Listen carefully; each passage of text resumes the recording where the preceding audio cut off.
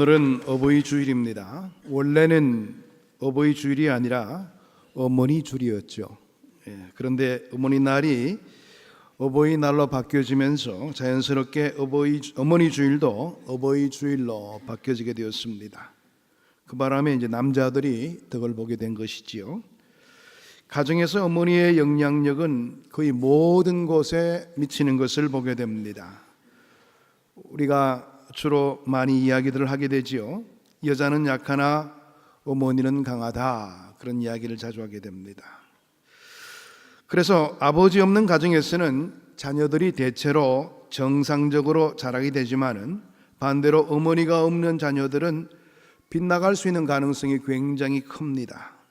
바꿔 말한다면 자녀들에 대한 어머니의 책임이 그만큼 큰 것이다, 이렇게 바라볼 수가 있겠죠. 그래서 오늘 저는 진정한 어머니의 사랑의 표본이 되는 한 여인의 삶을 소개하고자 합니다. 오늘 이 본문의 배경은 조금 복잡한 배경을 안고 있습니다. 다윗이 통치하던 시절 이스라엘에 갑자기 기근이 몰려오게 되었습니다. 만 3년이 넘도록 기근이 계속되게 되었을 때 다윗은 견디다 못해서 하나님께 부르짖게 됩니다. 왜 이스라엘에 기근이 오게 되었는지 그 원인을 가르쳐 달라고 간절히 매달려 기도를 하게 된 것입니다. 하나님께서 다윗의 기도에 응답하셨는데요, 사울이 기브온 백성들을 아무런 이유도 없이 학살했기 때문에 그 죄값을 치르는 것이다, 그런 응답을 허락해 주셨습니다. 이스라엘을 향한 하나님의 징계 이유를 알게 된 다윗은 기브온 사람들 중에서 대표자 몇 명을 불렀습니다. 그리고 그들에게 어떻게 하면 당신 백성의 억울함을 풀어줄 수 있겠소, 그렇게 묻게 되었을 때에 그때의 기브온의 대표자는 사울의 자손 중에서 7사람을 선택해서 제물로 내어줬으면 우리가 그 사람을 나무에 달아 죽임으로 맺힌 원한을 풀겠다, 그렇게 답변을 하였습니다. 다윗이 협상 조건을 수락하고 사울의 자손 중에서 사울의 첩이었던 리스바의 두 아들 알모니와 머비보셋, 이 8절의 말씀 보게 되면 이름이 분명히 언급되고 있습니다. 그리고 사울의 딸 메랍의 아들 5명이 되면서도 불구하고 이름이 나타나 있지 않습니다. 도합 7명을 내어주게 되었습니다. 그러자 기브온 사람들이 그 7 아들을 사울의 고향인 기브아에 있는 어느 동산의 나무에 목매달아 죽게 했습니다. 그래서 그들은 오랫동안 가슴에 품고 있던 원한을 풀 수 있게 된 것입니다. 그런데 이 본문의 말씀에서 중점적으로 다루고자 하는 사건은 사울의 7 아들이 나무에 달려 죽은 후에 일어난 일들입니다. 오늘 본문에 나오는 리스바라는 여인은 아들이 사형당했던 그 언덕에 올라가서 바위 위에 천막을 치고 아들의 시체를 지키는 그런 모습을 보였습니다. 낮에는 새들이 시체를 해치지 못하도록 막았고 밤에는 짐승들이 시체를 습격해 올까 뜬 눈으로 밤을 지새우는 그런 모습을 보이게 된 겁니다. 성경에는 언급되지 않지만은 리스바가 아들의 시체를 지킨 기간을 성경학자들은 대체로 보게 되면 6개월 정도 되었을 것이다, 이렇게 바라봅니다. 보리를 베기 시작한 날부터 이른비가 내리는 그 시점까지라 그렇게 보는데요, 약한 여자의 몸으로 봄부터 가을까지 6개월 동안 아들의 시체를 떠나지 않고 계속 지키는 그 부모의 심정이 어떠했겠습니까? 시체가 6개월 동안 나무에 달렸다면 나중에 어떻게 되었을까요? 다 부패해서 육탈이 이루어지게 되고 뼈만 남지 않겠습니까? 얼마나 비참한 장면입니까? 그것을 두 아들의 어머니인 리스바가 지켜보고 있었던 것입니다. 그것도 6개월 동안의 기간을. 리스바의 이야기는 곧 온 나라에 전해졌습니다. 이 슬픈 여인의 이야기는 온 이스라엘 백성들을 감동시키게 된 것입니다. 다윗 왕도 크게 감동한 나머지 리스바의 마음을 달래주고 무엇인가 위로할 수 있는 방안을 찾기 시작했습니다. 다윗은 이 아들들의 유고를 거두어서 성대한 장례식을 치르게 한 후에 그들의 아버지인 사울과 이복 형제인 요나단의 뼈와 같이 묻어주게 되었습니다. 다윗은 슬픔 많은 한 여인의 삶을 풀어주게 된 것입니다. 본문의 주인공인 리스바는 비극적인 인물이었습니다. 리스바가 사울의 첩이 되었다는 것은 그가 되고 싶어서 그렇게 된 것은 아닐 것입니다. 아마 타고난 미모 때문에 사울의 첩으로 발탁되었을 것이라 생각해 볼 수가 있습니다. 그런데 사무엘하 3장 7절의 말씀 보게 되면 이 여인은 사울의 첩이었기 때문에 사울이 죽고 난 후 사울의 수하의 장군인 아브넬에게 욕을 당하기도 했습니다. 급기야 오늘 이 본문의 사건인 두 아들의 참혹한 죽음까지 목격해야 되는 처참한 삶이 이 리스바의 삶이었던 겁니다. 이 여인의 삶은 한마디로 한 맺힌 삶이었다, 이렇게 평가해 볼 수가 있습니다. 다윗은 바로 이 억울한 여인의 눈물을 씻겨주고 한을 풀어주는 역할을 감당했던 겁니다. 이러한 다윗의 행위를 하나님은 귀하게 여기셨다, 그렇게 이야기하고 있습니다. 이 사무엘하 21장 14절의 하반절의 말씀 보게 되면 그 후에야 하나님이 그 땅을 위한 기도를 들으시니라, 이런 말씀으로 이 사건의 내용을 끝맺고 있습니다. 다시 말해서 이스라엘 땅에 기근을 끝낼 수 있도록 허락하셨다는 겁니다. 오늘 여기에서 우리가 다뤄야 될 초점은 자신의 한을 사랑으로 승화시킨 리스바의 모정에 관한 내용의 이야기입니다. 리스바는 자신의 한을 그대로 표현한다면 복수밖에 없었을 것입니다. 그러나 복수는 또 다른 복수를 낳을 뿐이지요. 리스바는 그런 식으로 표현하지 않고 사랑으로 그 모든 자신의 한을 승화시켰습니다. 그 사랑은 아들의 명예를 회복시키도록 만들었고요, 하나님을 감동케 해서 이스라엘 나라에 생명의 비를 내릴 수 있도록 만들었습니다. 이런 사랑은 시간과 공간을 초월해서 우리 어머니들의 삶 속에도 찾아볼 수가 있습니다. 예나 지금이나 어머니가 아니고서는 어떻게 이런 일을 할 수가 있겠습니까? 우리는 이 사건을 통해서 어머니의 사랑만이 지닌 특징을 생각해 볼 수가 있게 됩니다. 그렇다면 그 사랑의 특징이 무엇일까요? 첫 번째로 우리는 어머니의 사랑에서 하나님의 사랑을 찾아볼 수가 있게 됩니다. 리스바가 나무에 달려 죽은 아들 곁에서 6개월 동안 떠나지 않고 시체를 돌보면서 고통을 견뎌냈다고 했습니다. 우리는 이 모습에서 모든 인류의 죄 때문에 십자가에 달리신 예수님의 그 참혹한 죽음을 보시면서 지극한 사랑을 표현했던 하나님의 사랑을 찾아볼 수가 있게 되는 겁니다. 죄에 빠진 인간에게는 하나님의 사랑이 생명입니다. 마찬가지로 자녀들에게는 어머니의 사랑이 생명 그 자체입니다. 그러므로 어머니의 사랑은 그 자녀들의 인생과 생애를 결정짓는 중요한 관건이 될 수가 있는 겁니다.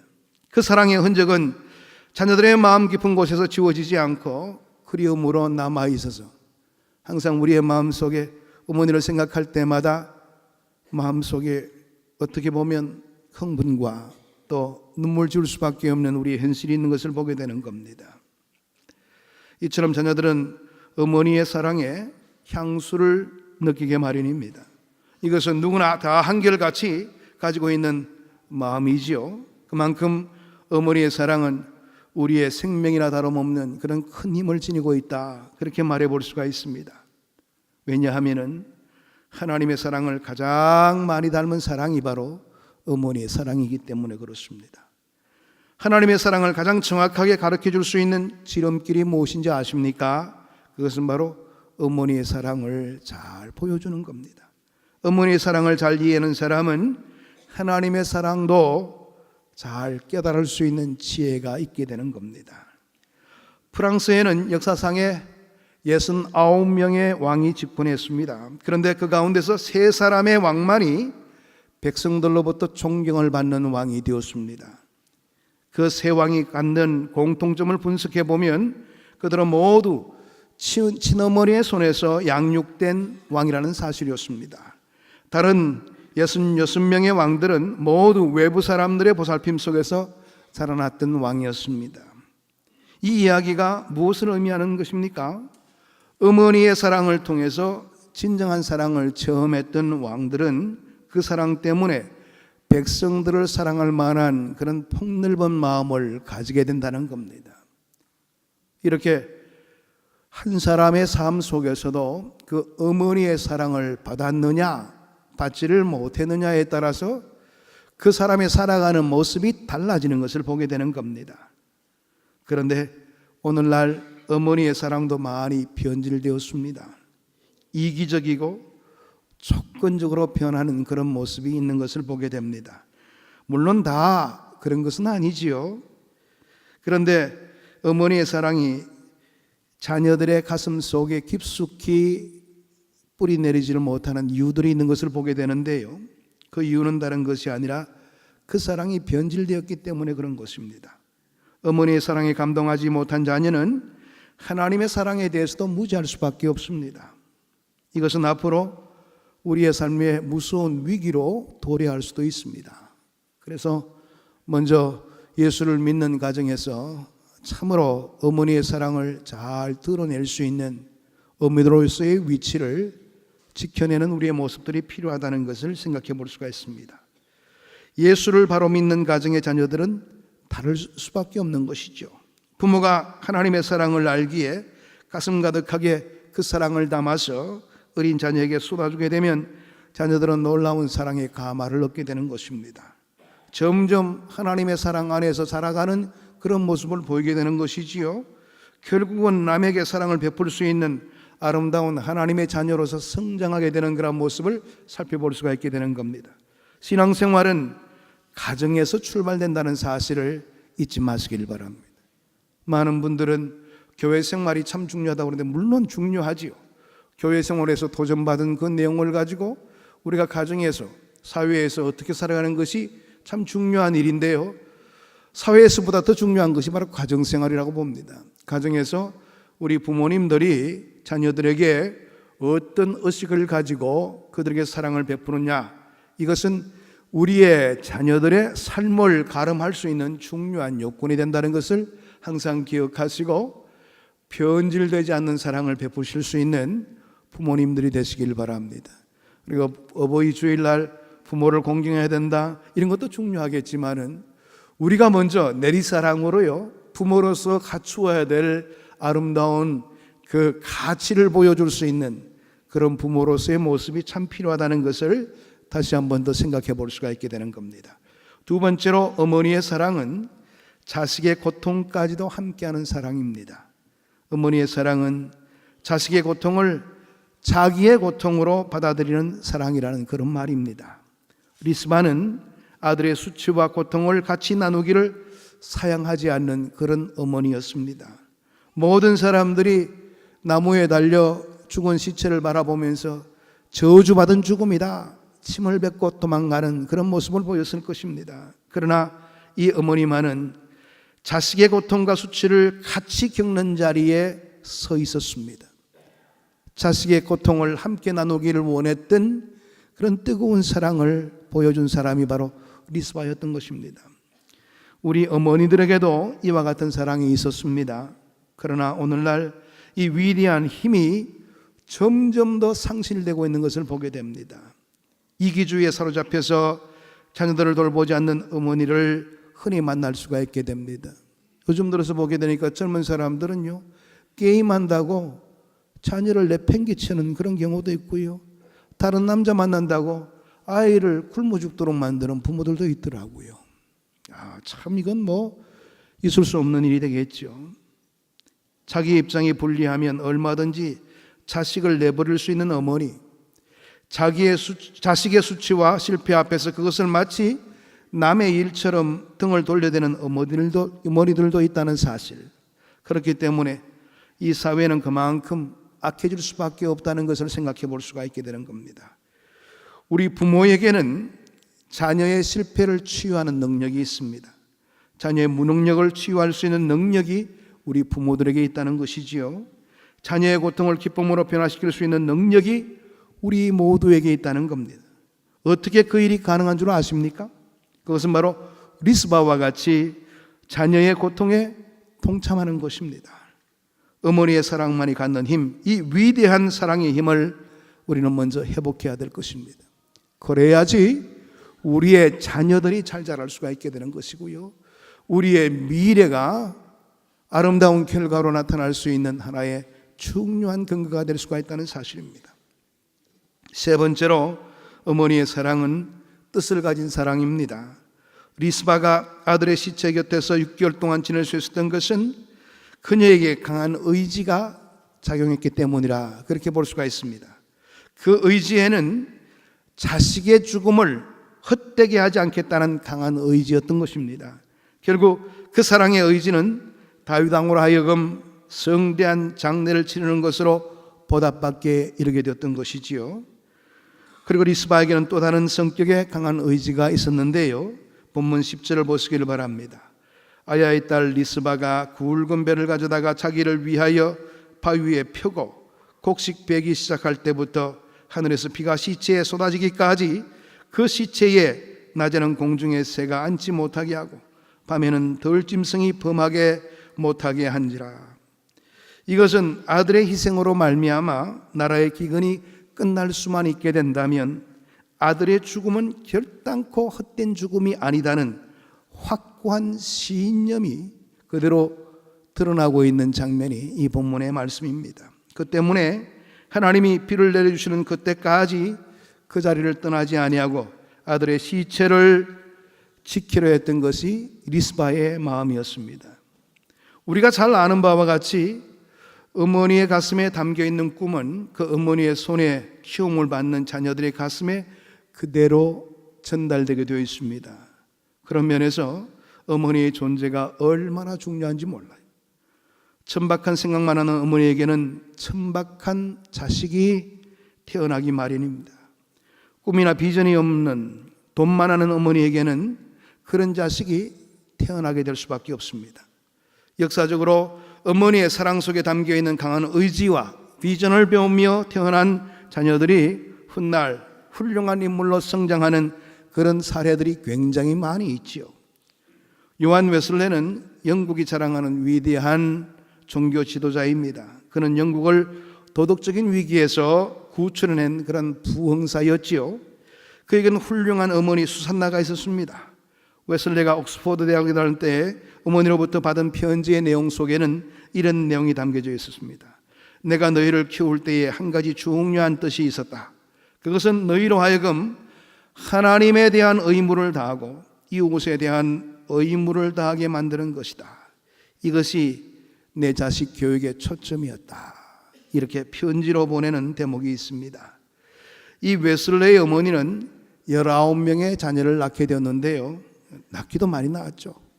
그런데 9명이 병으로 다 죽게 되었습니다. 10명을 키우게 되었는데요, 10명을 하나같이 잘 키우는 그런 모습을 가졌습니다.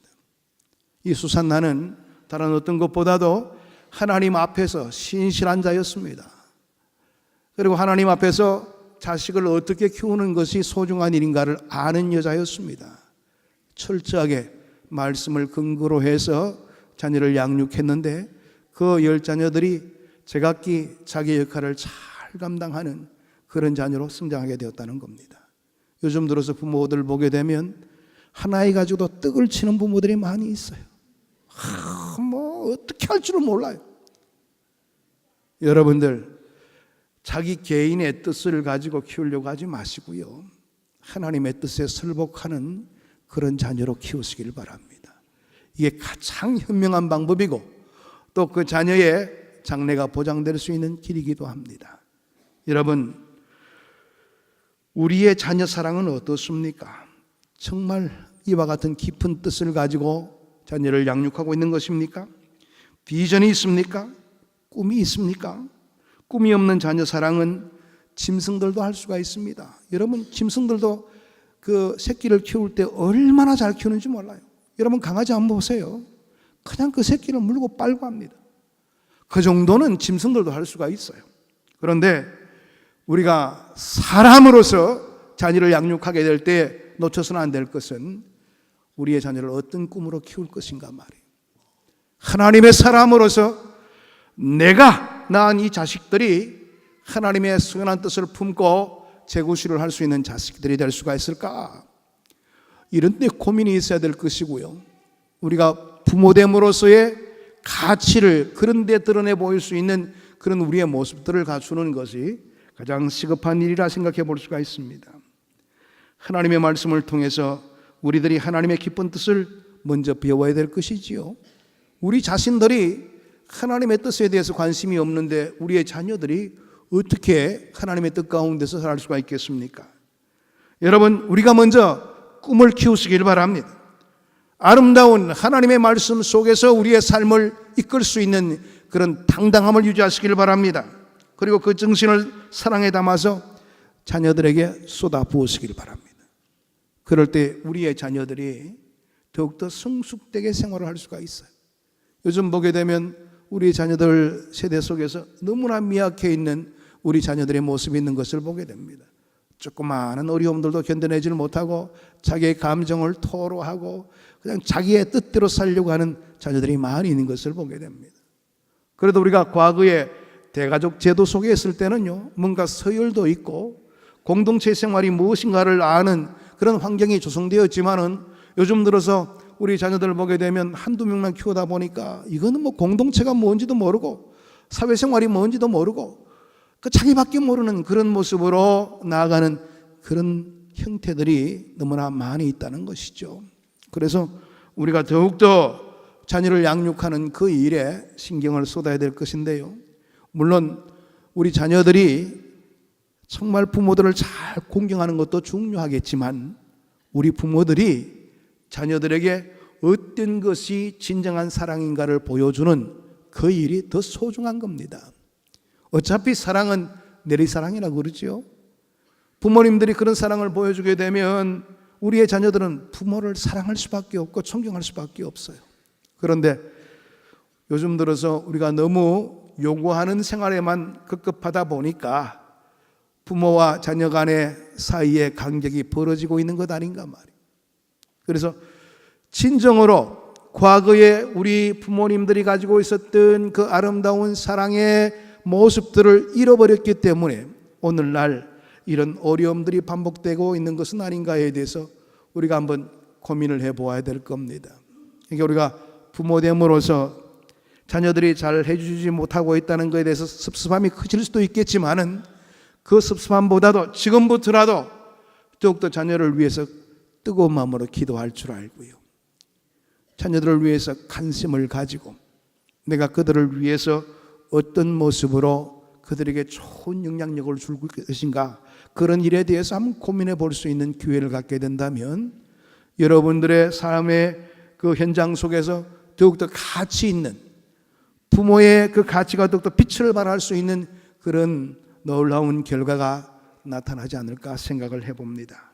여러분, 오늘 이 본문의 말씀을 통해서 부모됨의 참된 모습은 어떤 것인가를 한번 점검해 볼 수 있게 되기를 원합니다. 부모의 사랑을 통해서 하나님의 사랑을 가르쳐 주어라. 오늘 이 본문의 말씀의 내용 속에서 우리에게 도전을 주는 내용이었죠. 자녀들의 고통에 함께 동참할 수 있는 부모가 되라. 그래요. 위대한 꿈과 비전을 자녀들에게 심어주라. 여러분, 오늘 이 내용의 말씀, 리스바의 삶의 결단의 모습을 통해서 이 본문의 말씀은 이렇게 우리에게 도전을 줍니다. 이 말씀 속에 우리의 삶을 다시 한번 더 비추어 보고 우리의 부족한 모습이 있거들랑 더욱더 하나님의 말씀 앞에서 부복하여 하나님의 사람다운 모습, 또 하나님의 사랑을 인식하는 부모로서의 참된 모습들을 갖출 수 있는 우리 모두가 되기를 축복합니다. 기도하겠습니다. 하나님, 감사합니다. 오늘도 하나님의 큰 사랑과 은혜 속에 우리의 삶을 인도하시고 저의 풍성함을 같이 공유할 수 있도록 함께해 주시니 감사함을 드립니다. 리스바가 보여주었던 어머니의 사랑, 아버지 하나님, 우리는 그 사랑을 받고 생활했습니다. 그런데 우리의 모습 속에는 그 사랑을 자녀들에게 전달하는 그런 모습이 너무나 약해 있지는 않은지를 다시 한 번 더 돌아보게 됩니다. 진정한 하나님의 사랑을 우리가 먼저 체험하게 하시고 아울러서 그 사랑을 온전히 전하기에 자녀들에게 온전히 나타내기에 부족함이 없는 우리의 성숙한 모습들이 우리의 삶 가운데 이루어질 수 있도록 은혜 나리여 주옵소서. 예수 그리스도 이름으로 기도하옵나이다. 아멘.